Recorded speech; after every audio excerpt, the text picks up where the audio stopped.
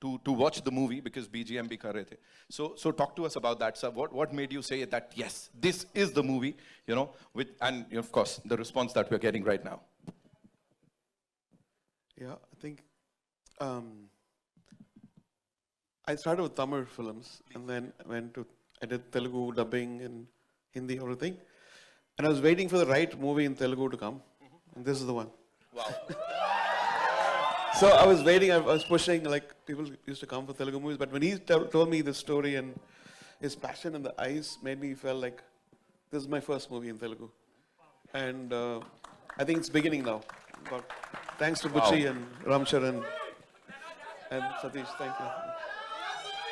Rahman sir, if there was one thing that actually stayed with you, is film say, what would that be, sir? I personally think like anything you take, if somebody goes deep within the subject and pulls the best from every artist, that could be the great film. Like, apart from success or failure, I think it's going to be a great success, God willing. For me, I feel like gone to the depth, every frame this man is shining. Every frame.